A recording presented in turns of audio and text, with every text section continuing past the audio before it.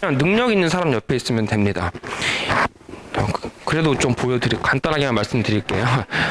제가 이투스에서 수업을 하고 있고요. 온라인은 19년부터 21년 그리고 올해도 그냥 계속 전체 일타입니다.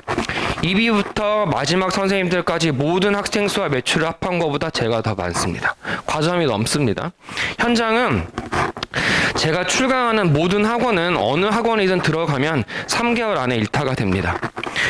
여기 지금 이제 올해 3년 차인가요?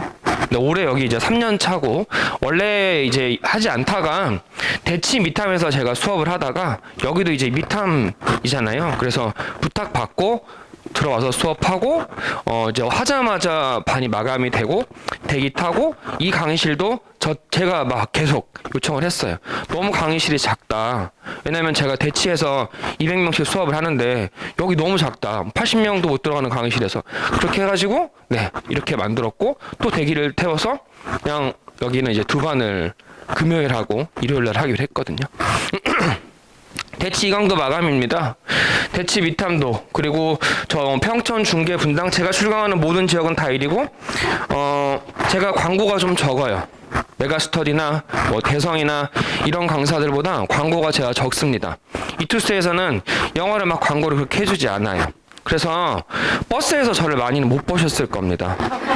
네, 그냥 광고 없이 자력으로 일타가 된 케이스고, 저는 공교육에서는 EBS에서 연계가 됐을 때, 그러니까 작년까지 2년을 했습니다. 수능 연계 교재를 사교육 강사가 한 건 대한민국에서 근 10년 안에는 제가 처음이고요. 그리고 거기서 이제 50회 이상 1위를 한 것도 제가 처음입니다. 특채라는 거를 제도를 만든 것도 저 때문에 만들었습니다. 190명 강사 중에서 저만 유일하게 면접 보지 않고 이력서 한 장 안 내고 들어와서 수업을 한 케이스예요. 먼저 연락이 왔습니다. 네 수업 진짜 좋다, 같이 하자. 이렇게 해서 수업을 했던 케이스랑, 수업력은 그냥 믿고 맡기셔도 될 것 같고, 차이점이라고 하는 게 다른 막단과 강사랑은 관리 부분이 차이가 많이 납니다. 제가 대치동에서 학원을 본격적으로 수업을 하기 전에 제 학원을 운영했었고, 수도권에서 거의 영어 단일 학원으로 인원이 제일 많았어요. 한 4,000명에서 5,000명 왔다 갔다 했고, 학원이 한 10개 정도 됐었거든요. 영어 전문 학원을 했습니다. 그래서 이게 왜 강점이냐, 애들 저희가 중학 어학원부터 고등학교 3학년까지 수업을 하고 있는데, 영어 전문 학원은 관리가 안 되면 안 보내시죠. 어학원의 생명은 결국은 관리고 내신밖에 없거든요. 그렇기 때문에 다른 막단과 강사처럼 그냥 수업 치고 끝 이런 개념이 아니라는 겁니다. 다 대학생 알바가 와서 관리를 합니다. 단과 강사들은. 그리고 여기 학님이 본격적으로 단과판이 커지기 시작한 거는 제가 들어오고 난 뒤부터입니다. 맞아요. 학원에 물어보세요. 네, 제가 들어오고 난 뒤로 여기 학원 이미지 자체가 단과 이미지가 좀 강하게 생겼다고 얘기를 하고, 선생님들도 이제 저한테 물어보세요. 학님, 거기 사실 거리가 멉니다. 오늘도 여기 오는데 제가 11시 20분까지 왔었어야 되는데 차가 계속 막히고 시간이 상당히 많이 걸리거든요. 왔다 갔다 뭐 좀 막히면 3시간까지 걸려요. 그래서 선생님들 입장에선 차라리 그냥 대치해서 인원 적어도 한 번 더 하는 게 이득입니다. 그건 걸어서 5분이니까 널린 게 학원이고. 근데 이제 제가 잘 되고 하니까 선생님들이 물어보고, 저는 이렇게 하나씩 지역에서 메인으로 하는 거 좋다고 생각하거든요. 그리고 분위기가 좀 달라요. 대치가 옛날 대치가 아닙니다. 그래서 대치가 예전에는 뭐 이렇게 외부에서 다 왔었잖아요. 요즘엔 코로나 터지고 지금 이미 2년째입니다. 그렇게 안 와요. 분위기도 그냥 달라서 하나의 그냥 동네라고 생각합니다. 저는 지금. 그럼 대치도 동네고, 뭐 중계도 동네고, 뭐 목동도 동네고, 다 동네면 각 지역에서 애들 자원 좋은 데서 수업하는 게 좋지 않니? 저는 여기 애들이 좋거든요. 어제도 시험 끝나고 애들한테 연락이 엄청 많이 왔어요. 그래서 걔네들하고 뭐 이제 좀 정리 좀 되면 뭐 고기를 먹든 뭐 위드 코로나가 됐으니까 뭐라도 해서 먹을 거 살 테니까 놀러 와라. 여기 애들이 집중도도 좀 좋고요. 그리고 성취도도 좀 좋다고 생각해요. 타 지역보다. 그래서 수업할 때 여기는 약간 좀 재미가 있어요. 이 동네 애들 가르칠 때는 성취감이 있어요. 뭐 선생도 똑같잖아요. 사람이잖아요. 내가 돈 몇 푼 벌려고 하는 게 아니다 보니 애들이 성적이 좋고 많이 오르고 좋은 대학에 가면 그게 제일 의미가 또 있거든요. 근데 여기 애들이 그런 뭔가 인풋이 딱 들어가게 되면 아웃풋이 되게 확실하게 나오는 곳이라 여기서 그냥 한 타임 더 하기로 했습니다. 그런 거고. 그래서 애들 관리도 어쨌든 간에 좀 이렇게 대학생 알바가 하는 그런 수준의 관리가 아니라 직원들이 직접 관리를 합니다. 뭐 그런 얘기고 그래서 이제 아까 제가 뭐 간단하게 말씀드렸던 겁니다. 그냥 하고 있는 손대는 모든 건 다 일입니다. 그리고 마스크 벗으면 얼굴도 전체 일입니다. 네, 제가 여기 지금 안 썼어요. 보통 강사들 쓸 거 없으니까 막 쓰는데 제가 MBC, KBS, SBS 3사를 다 방송을 했어요. 뭐 재석이 형도 가르치고 방송 3사 모든 곳에서 다 하고 그리고 제가 주로 연락 오는 데들이 보면 연애 프로에서 연락이 많이 옵니다. 어쨌든 막 연애하는 프로 막 그런 거 있잖아요. 되게 많이 연락이 오는데 그것도 강점이라고 생각해요. 왜냐면 공부 안 하던 여학생들이 앞에 앉아갖고 정말 열심히 수업 들어요. 그리고 이제 시험 끝나면 이제 뭐 나중에 와서 얘기하더라고요. 그때 선생님 얼굴 보는 맛에 공부했고 잘 보이려고 열심히 했어요. 지금은 멋진 남자친구 만나서 그렇게 하고 있습니다. 어쨌든 네. 그것도 뭐 하나의 근데 메리트가 아닌가 싶고 어쨌든 간에 이제 본격적으로 제가 드리고 싶은 말씀은 이거 쓰다 말았는데 연계 이슈가 생각보다 훨씬 더 커요. 그리고 사실 강사들도 보통 제코 OT를 많이 본다고 합니다. 왜냐면 EBS 내부 사정을 아는 강사가 사교육 강사는 없어요. 그리고 EBS 수업을 하면 내부 문서나 내부 그 자료들이 따로 있습니다. 그 다 연계 교재를 하는 강사들한테 주어지는 게. 근데 제가 EBS를 이제 올해도 조금 힘들겠다라고 얘기를 했고 작년에도 제가 좀 못할 것 같다라고 얘기를 했어요. 연계가 EBS에서 죽게 되면 EBS는 사실 할 필요가 없습니다. 그냥 좋은 문제집일 뿐 그 이상도 그 이하도 아니에요. 시간 없으면 안 하는 겁니다. 아무 의미가 없는 상황이거든요. 그렇게 됐기 때문에 제가 굳이 공교육에서 그거를 시간 들여가면서 할 필요가 없어서 못하겠다고 일단 얘기를 한 상황이었고 그게 그대로 이제 반영이 됐어요. 일부 언론에서 이제 언론 기사는 뿌릴 때 형태가 두 가지입니다. 일단 시험이 끝나고 나면 종합학원 강사들한테 문제를 풀게 만들어요. 학교는 학교 선생님들한테 풀게 만들고 워딩은 거의 정해져 있습니다. 학교에서 제 이런 말 해도 되나? 녹화하나요 이거? 녹화해요? 녹화해요? 그럼 안 되겠네. 네. 제가 하는 말 중에 약간 민감한 것들이 있을 수가 있어서 현장에서만 가능한 얘기들이 있어요. 어쨌든 간에 현재도 EBS에 올라가 있고 EBS 강사이기 때문에 뭔가 EBS를 제가 씹는다 이런 얘기를 하는 게 아니라 그냥 그 팩트를 위주로 얘기를 하다 보면 약간 민감한 부분들이 살짝 있더라고요. 그래서 녹음 중이라고 하니까 녹화 중이라고 하니까 네, 자제하도록 하고 결론적으로 그냥 말씀을 드리면 다른 거 다 빼고 EBS가 간접 연계로 도움을 받는다라는 말은 잘못됐습니다. 그런 기사들이 되게 많이 있어요. 근데 보통 그런 기사들을 나온 출처를 보면 학교예요, 학교. 그럼 학교 선생님들이 모르냐? 다 아세요.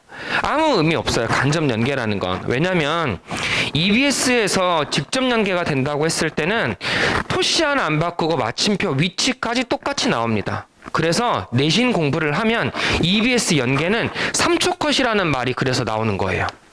지문을 푸는 게 아니라 운전면허 시험 보는 것처럼 보고 그냥 답을 찍는 거예요. 공부가 아니죠. 그래서 저희가 사교육 강사들은 점수가 나오는 게 우선이잖아요. 수업을 어떻게 했냐? 지문 내용을 머릿속에 정리를 시켜줘요.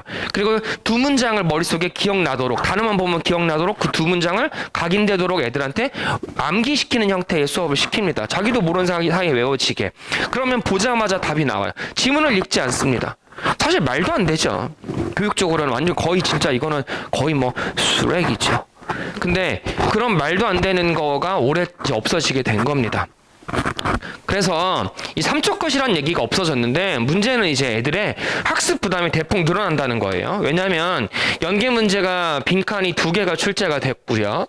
순서 배열이 하나가 출제가 되고 문장 삽입이 하나 출제되고 어법이 하나 출제되고 뭐 이런 식이거든요. 그 다음에 뭐 밑줄친 문장이 나오기도 했다가 뭐 어휘 문장도 하나씩 나오고 이렇게 나오는데 여기 썼던 문항들은 애들이 다 많이 자신 없어 하는 파트죠. 빈칸 추론 나는 어떻게 나와도 다 맞아 이런 애들 있나요? 거의 없습니다. 우리나라에 현재 지금 절평 시절에. 그 다음에 순서별 문장사별 나는 무조건 다 맞아 이런 애들 없거든요. 근데 요 문제들이 3초 컷이 됐었어요. 왜냐하면 내신 공부를 애들이 하니까. 지문을 외우잖아요. 내신 공부하면.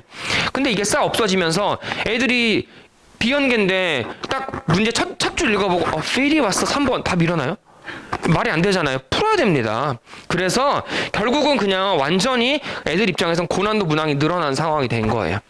단순히 체감 난이도가 올라갔냐? 아니요. 단순히 체감 난이도가 올라간 게 아니라 시간이 부족해졌죠. 3초에 지가 문제를 풀던 게 대충 이제 이 문제 좀 고난도 문제만 해도 6개 정도가 됐었습니다. 그러면 18초 조금 많이 잡아서 10초라고 할게요. 그러면 이거 60초입니다. 1분에 끊어냈던 걸 얘가 지금은 문제를 다 풀어야 되고 고난도 문항 파트예요. 그러면 최소한 2분에서 2분 30초를 잡거든요. 그러면 애들 입장에서 14분을 써요. 그럼 당장 13분이 부족하잖아요.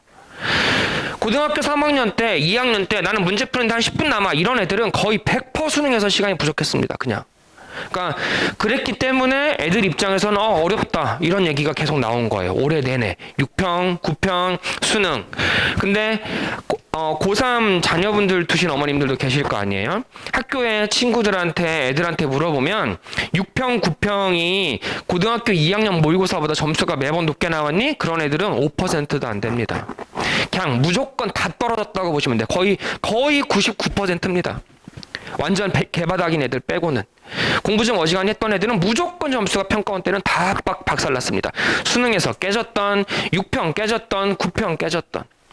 그게 구조적으로 문제가 형태가 포맷이 바뀌어서 그렇습니다. 그래서 이제 그거에 대한 대비를 해야 되고 이거 바로 전에도 제가 하루 전에도 대치 2강에서 설명을 했는데 올해 수능이 만약에 정말 불수능을 찍어주면 내년에 쉽게 갈 거다. 걱정 많이 안 하셔도 된다. 올해 어렵다고 하면. 근데 올해 난이도가 약간 어중뛰게 나오게 되면 내년 수능은 어려워진다라는 거죠. 왜냐하면 올해까지는 코로나로 피해본 애기들 세대입니다. 근데 이제 내년부터는 얘기가 좀 달라지죠. 위드 코로나고 해서. 올해 수능 난이도는 그렇게 높지도 않고 현재 지금 6%에서 7% 예상합니다.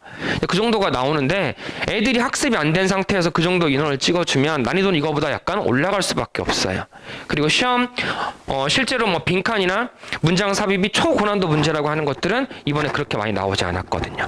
그래서 그런 거에 대비가 좀 필요하고 영어 때문에 올해 대학 최저 못 맞췄던 애들 그 뭐 사이트별로 이제 애들 글 써는 거 보면 넘쳐납니다. 나 89점 망했어. 최저 못 맞췄어. 79점 진짜 억울하긴 하죠. 80점이면 2등급이어서 최저가 맞았는데 1점 차이로 79점이 돼서 못 맞춘 거예요. 그러니까 이제 그런 상황을 안 만드시려면 최소한의 학습을 하시라는 겁니다. 영어를 많이 하라는 게 아니에요.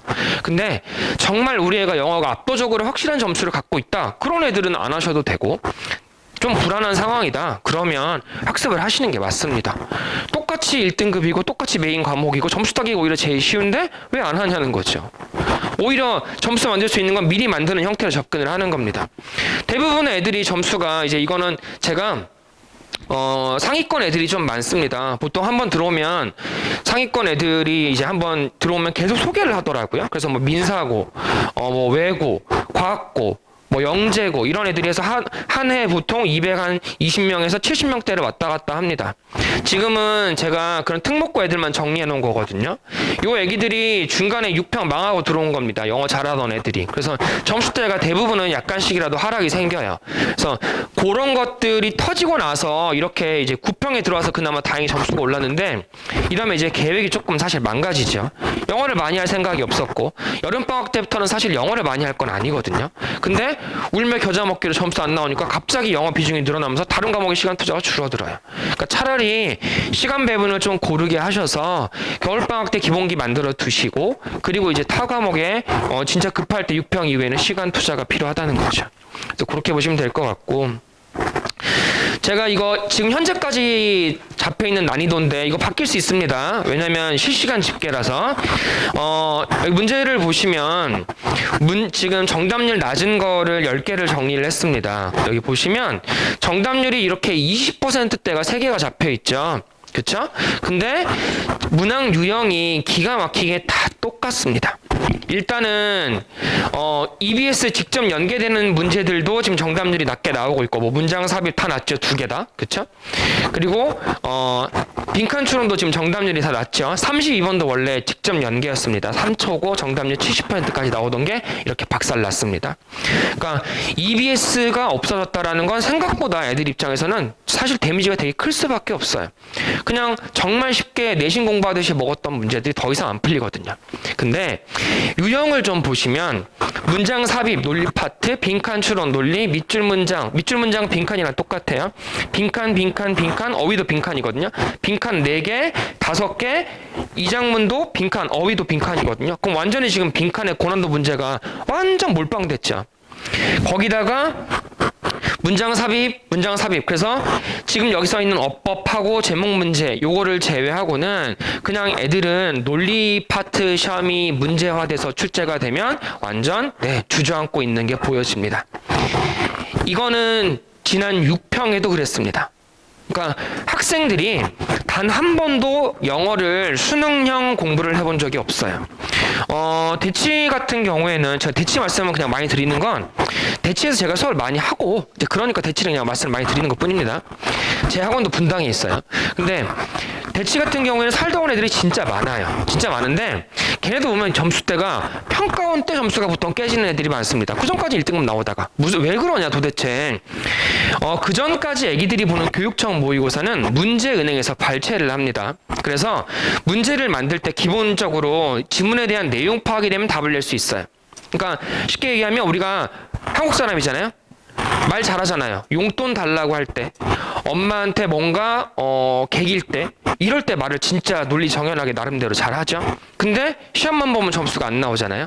시험이랑 내가 떠들 줄 아는 거, 그리고 뭐 그냥 책 읽지 않는 거랑은 완전 다르다는 겁니다. 영어를 우리 애는 많이 했어요. 그럼 정말 궁금한 게 영어를 뭘 많이 하셨어요? 고3인데 이제 공부를 시작해야 돼서 하나도 안 했을 텐데 절평인데 도대체 영어를 어떻게 많이 하는지 저는 사실 이해가 안 되거든요. 다른 과목 해야죠. 철평인 영어를 내신 공부 빼고 도대체 뭘 하셨냐는 거죠. 공부한 거 한 개도 없어요. 수능 공부. 그러니까 조금만 난이도 높이면 완전 박살 나는 거고. 살다 왔다고 점수가 잘 나오면 우리 애들이 국어 네이티브 19년 한국말 계속 했는데 왜 국어 점수가 그 모양이냔 말입니다. 영어 문제를 내는 교수들은 국어 교수랑 똑같잖아요. 그쵸? 그리고 영어를 열심히 한다 그래서 내신 공부를 미친 듯이 열심히 하면 수능에 점수가 잘 나오나요? 더 쉽게 내신 공부를 열심히 하면 토플 잘 봐요? 아니잖아요.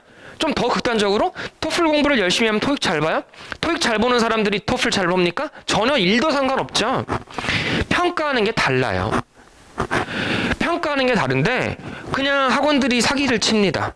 저도 어학원을 하고 있으니까 원장들 입장은 이해해요. 지금 중학교 내신도 안 보니까 팔아먹을 게 없어요. 뭐라 그래요? 고등학교 수능 미리 끝내기. 미쳤죠. 지도 못 풀면서. 못 풀어요 강사들. 중등 강사들은요 어머님 강사들 급은 고3 가르치는 강사가 제일 꽃이라고 보시면 됩니다. 거기서 대치가 어쨌든 강사들 입장에서 제일 꽃이에요.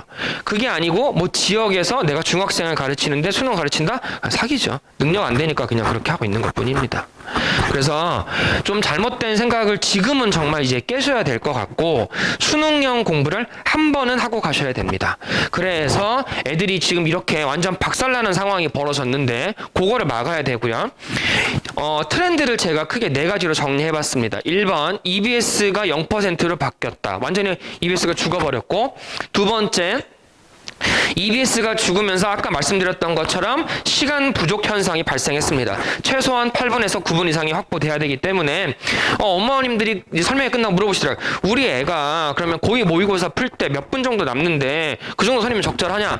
좀 쉽게 그냥 말씀드리면 애가 문제를 풀 때 어쨌든 10분 밑으로 시간이 남는다. 그러면 수능 때는 시간이 남지 않습니다. 어떠한 경우에도. 근데 우리 애가 한 15분 정도 남는다. 그러면 시간은 괜찮습니다. 그 정도 보시면 되세요. 그 정도 보시면 되실 것 같고 이번에 또 특이점은 단어랑 문장 호흡이 좀 길어졌습니다. 그래서 문장 해석이 약간 어설펐던 친구들이 좀 많이 깨졌어요. 그 다음에 특이점이라고 할 수 있는 건 조금 전에 보셨죠? 논리 파트가 몰빵되어 있습니다. 난이도가. 그래서 여기 배점이 30점이거든요. 논리 파트만 제대로 잡으면 무조건 1등급 나옵니다. 요것만 잡으면. 그래서 빈칸, 순서, 문장 삽입, 어휘, 밑줄 문장이라든가 이 논리 파트의 개념이 확립이 돼야 된다. 반대로 이해 놓치면 어떠한 경우에도 1등급은 나오지 않습니다. 그렇게 보시면 될 것 같고요. 1등급이라는 게 사실 조금 그래요. 왜냐면 어법은 애들이 사실 자신 없어 하잖아요. 좀 어렵게 나오면 무조건 깨지는 게 어법 3점입니다. 문장 삽입 2개, 순서 배열 2개인데 문장 삽입이랑 순서 배열 너 무조건 4개 다 맞을 수 있니? 그렇게 말할 수 있는 애들 거의 없거든요. 그럼 한 개만 틀린다고 하면 거기 3점. 빈칸 추론 나오면 너 다 맞아? 대부분 빈칸 쫄려 하죠. 빈칸 3점. 그럼 벌써 9점이에요. 밑줄 문장이나 어휘 나오면 다 맞니? 그것도 사실 약간 하나 틀리면 끝입니다. 바로 실수를 해도 끝이고. 그래서 이게 되게 애매한 거예요. 왜냐면 영어를 많이 하지 않으니까. 영어를 조금만 하면 1등 나옵니다. 근데 안 하기 때문에 점수가 이제 그런 상황이 생겨요. 그래서 그런 문제인 거고, 학습해야 되는 내용은 사실 정해져 있습니다. 1번 목적성에 맞는 학습이 지금 필요하다. 지금까지는 수능 공부를 한 적이 없기 때문에. 2번 고난도 유형에 대한 풀이 능력이 반드시 필요하고, 3번 올해 보여줬던 트렌드가 내년에 반드시 어느 8, 90%는 그대로 유지가 되거든요. 갑자기 바뀌면 애들이 대비를 못하기 때문에 논리에 대한 강화 트렌드는 이건 변하지 않고 내년에도 유지될 겁니다. 100%. 그래서 요 세 가지가 제일 중요합니다. 이제 그거를 수업에다가 녹인 거고, 교재를 제가 좀 특이점이라고 할 수 있는 건 다른 강사들처럼 보통 일타들은 무조건 빨리빨리 돼요. 15일을 빨리 내면 보통 거의 한 5억 이상이 더 들어옵니다. 돈 차이가 엄청납니다. 일타들은 액수가 워낙 이 돈 따위가 크니까. 근데 저 그렇게 안 합니다. 제가 수능 8번 봤거든요. 그래서 내가 수능 수업을 그만둘 때는 애들을 돈으로 볼 때다 라고 맨날 얘기를 해요. 시험이 수능 트렌드가 완전히 바뀌었습니다. 근데 이거를 기존의 교재 갖고 한다는 건 사실 말도 안 되거든요. 완전히 바뀌었는데 어떻게 똑같은 내용을 수업을 해요. 그래서 교재를 다시 쓰고 있습니다. 현장이 보통 온라인보다 빨리 오픈을 합니다. 그래서 현장은 교재로 딱 나오기 전에 그냥 먼저 그냥 시작하는 거예요. 인강 애들은 책이 다 완성되는 데까지 최소한 2주 차이가 나거든요. 그래서 어쨌든 교재가 나오면 현장은 바로 진행이 되는 거고, 교재 작업을 수능 바로 분석해서 지금 작업이 진행 중입니다. 요 수업 안에서 아까 말씀드렸던 것처럼 수능에 대한 유형과 개념과 논리 파트에 대한 학습을 합니다. 그리고 올해는 논리가 강화되기 때문에 그것들이 조금 더 반영될 겁니다. 자, 제가 지금 기본적인 말씀을 좀 드렸는데 어머님들이 이제 사실은 감이 잘 안 오실 수 있어요. 그래서 뭐 가르치는 게 뭐 어떻게 다른데 하나만 샘플을 보여드리고 저는 이제 내려가도록 하겠습니다. 이게 뭔가 어떤 스킬이라던가 아니면 일부 문항에 국한된다던가 이런 거가 아니기 때문에 일부러 제가 올해 치러진 모든 평가원 문제 중에서 정답률이 가장 낮은 문제를 갖고 왔습니다. 6월 평가원이고요. 교수님들이 냈던 거고 정답률이 20%가 찍혔습니다. 엽기적이죠. 5개 중에 하나니까 그냥 차라리 찍었어야 되는데 애들이 풀어갖고 망한 거예요. 네, 이거를 문제를 제가 푸는데 어머님들한테 딱 2가지만 말씀을 드릴 거고 어머님들은 눈으로 한 20초면 정답이 나올 겁니다. 실제 우리 애들도 그렇게 풀었으니까. 제가 수업하는 거는 이런 겁니다. 애들이 기존에 갖고 있던 거를 방향을 수능식으로 다듬어주고 정리를 합니다. 그래서 속도를 올려주고 답의 근거를 찾게 해요. 보통 애들이 국어도 마찬가지고 읽어보고 보통 빈칸 문제 어떻게 푸시죠? 어머님들도 빈칸 문제 푸셨잖아요. 쭉 지문 읽어보죠. 그래서 이런 내용이네. 선지 봤더니 답이 3번이네. 오케이, 좋아. 넘어가는 건데 어려운 지문은 애들이 어떻게 되나요? 보통 읽으면 읽다 보면 앞에가 기억이 안 나요. 붕어죠, 붕어. 기억이 안 납니다. 아니 어려운 지문은 우리가 보면 붕어가 되잖아요. 진짜로 3초 전에 읽었는데 기억이 안 납니다. 다시 봐요. 2번 보면 이제 이런 내용이네 하고 꾸역꾸역 내려왔어요. 근데 빈칸 보니까 안 풀려요. 어려운 문제니까. 그래서 일단 갔는데 선지 보니까 모르겠는 거예요. 1번도 될 것 같고 3번도 될 것 같고 5번도 될 것 같고 다시 보죠. 다시 보면서 이제 생각을 합니다. 내년에 또 보겠네. 이런 필이 옵니다. 이런 필이. 그래서 이거를 이제 이렇게 뭔가 감으로 읽는 게 아니고 실제로 교수님들이 문제를 낼 때는 평가하고자 하는 게 있을 거 아닙니까? 수능이라는 시험이니까. 그러면 교수들을 읽는 거예요, 우리는. 근데 빈칸 문제를 만들 때 수능 출제 매뉴얼이라는 게 있거든요. 어떻게 빈칸이 만들어지는데 지문에서 정보 가치가 가장 높은 곳에 빈칸 문항을 출제한다라고 명시가 돼 있습니다. 근데 선생들도 그걸 다 무시하고 애들도 그걸 다 무시하고 지가 맘대로 지문 읽고 문제를 풀어요. 근데 그 접근법만 좀 바꾸면 이 문제 푸는 게 30초가 안 걸립니다. 전국의 모든 애들이 박살났던 문제가. 얘를 어머님들이 근데 설명 끝나면 그 얘기하세요. 우리 애가 시험 보는 것보다 내가 보는 게 빠르겠네. 보시면 그냥 정말 문제가 그냥 풀립니다. 제가 정보 가치가 높은 곳에 시험 문제를 낸다고 했죠? 근데 제가 딸기 농사를 짓는다고 해볼게요. 대풍년이 났어요. 그럼 팔아야 될 거 아니에요? 제가 먹는 거 빼고는 11번가, 옥션, 쿠팡 팔아야 될 거 아닙니까? 그럼 글을 쓰겠죠. 그 글을 쓰다 보면 당연히 무슨 얘기만 할까요? 다 돈인데 내가 팔아야 되는 딸기, 소재가 딸기잖아요. 명사, 나운, 스트로베리. 그리고 우리 집 딸기는 당연히 뭐라 그래야 돼요? 건강에 좋고 맛도 좋다라고 얘기해야 될 거 아닙니까? 그리고 이거에 대한 근거를 얘기를 하겠죠. 왜? 무농약이고 거기 뭐 땅도 엄청나게 좋은 영양소들 넣고 맞죠? 제가 그러면 이거를요 이렇게 한번 써볼게요. 필자가 주장을 했어요. 그럼 주장에 대한 뭐가 나와야 돼요? 좋은 글은 설득의 근거 맞죠? 수능에서 설득의 근거 없이 쓰인 글은 단 한 번도 없었습니다. 그러면 어머님들이 문제 낸다고 한번 생각해 보세요. 이 지문에서 정보 가치가 제일 높은 건 어떤 문장입니까? 주제문이죠. 딸기가 건강에 좋다. 결국은 이거잖아요. 강원에 딸기 사 먹어라. 그러니까 여기에 시험 문제가 나오는 겁니다. 아, 그러면 문제가 만들어지겠네요. 어머님들 선지에서 단어 명사 하나만 있는 거 보셨죠? 아무 생각 없이 대부분 문제 풉니다. 근데 그게 아니고요. 시험 문제 물어보는 거예요. 야, 이 글의 소재가 뭔데? 핵심 정보니까. 그래서 어머님들 1, 2, 3, 4, 5번 단어 하나만 보셨던 게 100개 중에 99개가 소재 물어보는 거였어요. 그때 당시엔 그냥 푸셨겠지만. to 뒤에 빈칸, that 뒤에 빈칸, 동사 뒤에 빈칸 많이 보셨죠? 형용사 빈칸. 그건 뭐 물어보는 건데 딸기가 건강에 10가지 주고 어떤 역할을 하는데 가 시험 문제인 거예요. 필자의 입장. 왜냐면 제 딸기를 저는 좋다고 얘기하겠지만 경쟁업자는 별로라고 얘기할 거 아닙니까? 엄청 중요합니다. 그 두 개가 다예요. 소재가 뭐야? 그거에 대한 글 쓴 사람의 입장은 뭔데? 그래서 우리 보고 뭐 하라는 건데? 그래서 그 두 개를 물어봐요. 문제가 그냥 만들어지는 게 아니라 이렇게 원칙대로 만들어지는데 애들이 개무시하면서 읽다 보니까 점수가 안 나오는 거예요. 그럼 이 문제를 어떻게 푸는데 이제 제가 바로 문제 풀려고요. 끝났어요. 그리고 이제 애들한테 좀 제가 어렵게 가르치는 거 별로 안 하려고 합니다.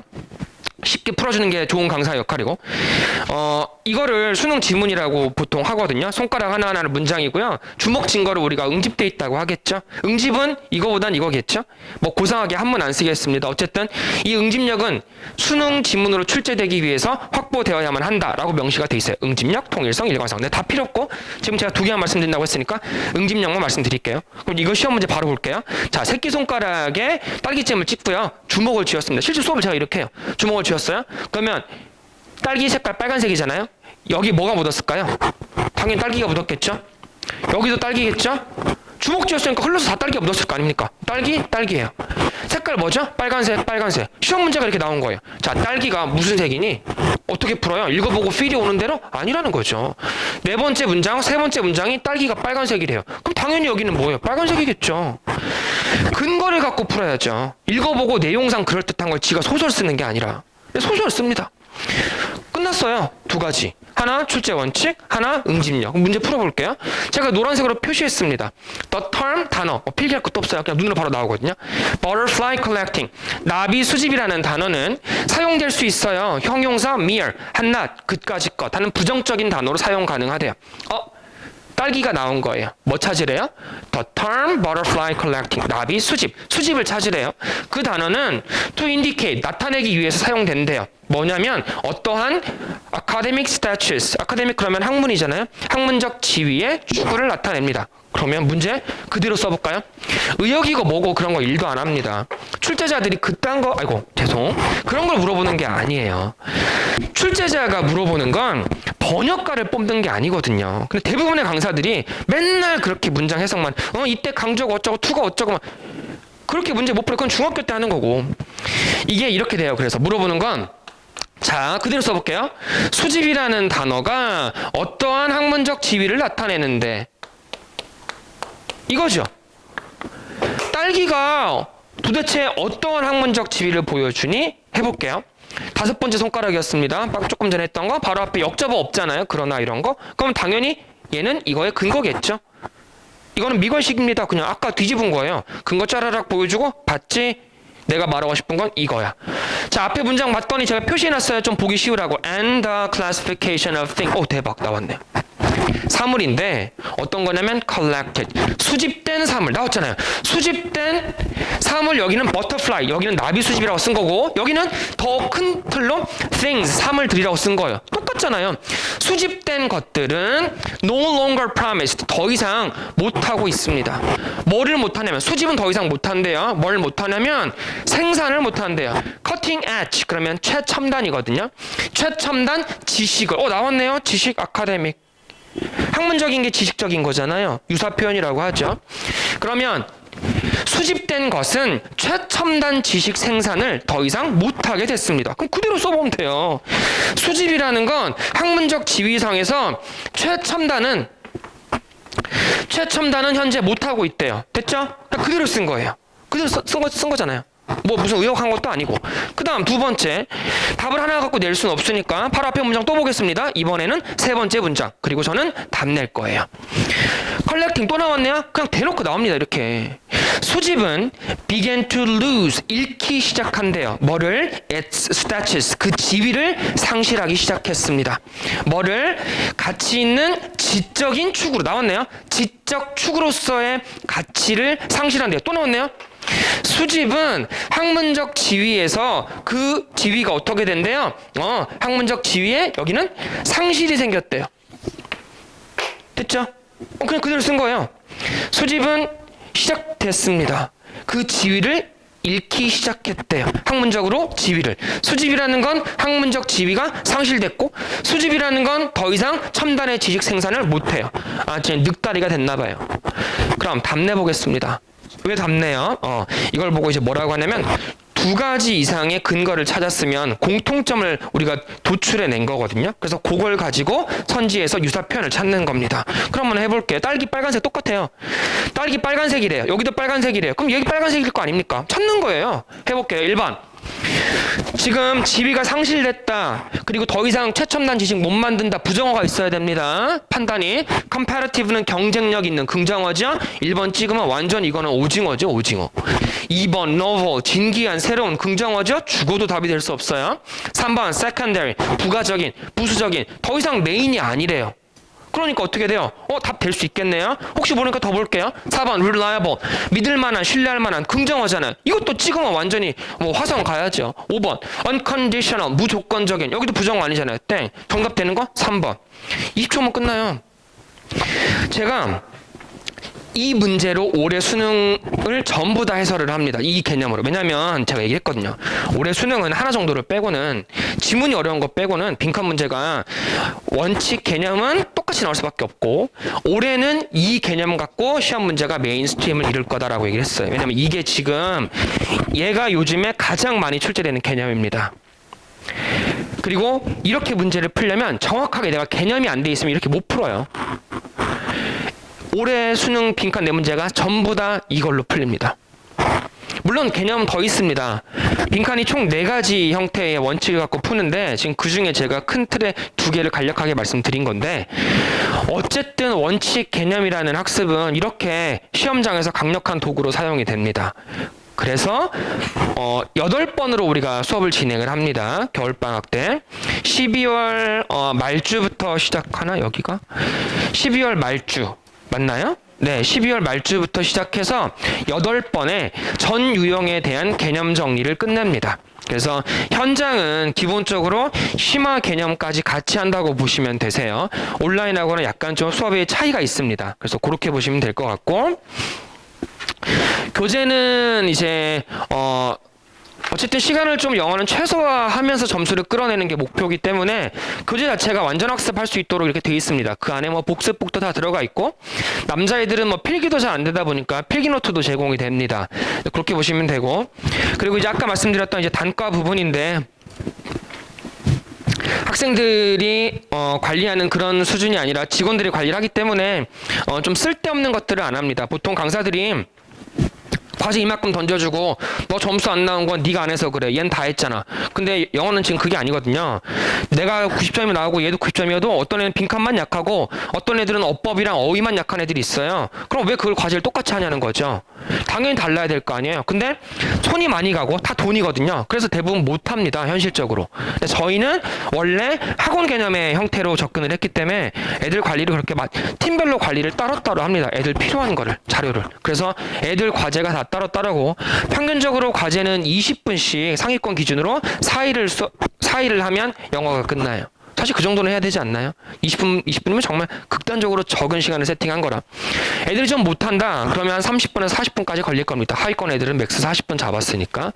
그렇게 보시면 될 것 같으세요. 그래서 애들 관리하는 형태가 다 이렇게 다 다르게 나갑니다. 그래서 짧은 기간 안에 애들 점수가 빠르게 올랐던 이유가 네, 이런 데서 만들어졌다고 생각합니다. 그래서 이렇게 보시면 될 것 같고, 뭐 이제 이건 애들이 점수 올랐다고 네, 글 써놓은 겁니다. 뭐 애들 점수가 좀 많이 올랐죠. 네, 5등급이었는데 뭐 이런 애들이 되게 아쉽죠. 2등급이 됐어 이번 수능이. 근데 89점이래요. 뭐 되게 약간 네 정말 안타까운 케이스인데 반대 케이스도 있더라고요. 어떤 애는 90점 찍어서 1등급 이렇게. 그래서 네 점수가 이렇게 이제 나온다 뭐 요 얘기인 거고, 수업 내용은 전부 다 동일하기 때문에 만약에 애기들이 수업 듣다가 대치로 뭐 방학 때부터 넘어가서 듣는다 그러면은 네 그냥 대치해서 들으면 됩니다. 보강은 내용이 다 똑같기 때문에 보시면 되시고, 여기는 금요일하고 제가 일요일날 수업 하거든요. 6시 30분, 뭐 7시에 이제 이렇게 잡혀 있고, 모든 내용은 다 동일합니다. 수업은 뭐 대치도 마찬가지고, 거의 다 제일 빨리 제 수업이 마감이 되기 때문에, 필요하신 어머님들은 좀 미리 네, 문의 주시면 좋으실 것 같고, 모르겠어요. 이제 설명회를 제가 어떻게 보면 약간 좀 자신감 넘치게 했을 수도 있는데, 실제로, 애들이 일단은 결과로 저를 이렇게 계속 네, 제 자리를 만들어주고, 제 자신감도 애들의 점수나, 결과에서 나오는 것 같습니다. 실제로 어쨌든 가장 짧은 시간 안에 애들이 영어를 좀 안정적으로 점수를 받을 수 있게 할 거고요. 어쨌든 제 애들은 어떠한 경우에도 마지막까지 놓지 않고 네, 필요한 것들은 저희 쪽에서 전부 다 끝냅니다. 그리고 저희는 참고로 내신 기간에 보통 대형 강사들은 쉬는데 저희는 내신을 합니다. 네, 내신을 하고, 원래 이제 제 학원이 영어 내신을 하기 때문에 교재에도 내신 만드는 팀들이 따로 있습니다. 그래서 그렇게 하기 때문에 내신도 마찬가지로 그냥 저희 쪽에서 끝낸다고 보시면 되세요. 그래서 그렇게 보시면 될 것 같고, 네, 뭐 좀 긴 시간 네 얘기를 했는데 영어가 좀 이슈가 많아가지고 어머님들 좀 이제 이해를 좀 도와드리기 위해서 최대한 자세하게 얘기했습니다. 잘 들어주셔서 감사하고, 저는 당장 일단 3월달 시험부터 좋은 점수로 네 인사를 다시 드리도록 하겠습니다. 감사합니다.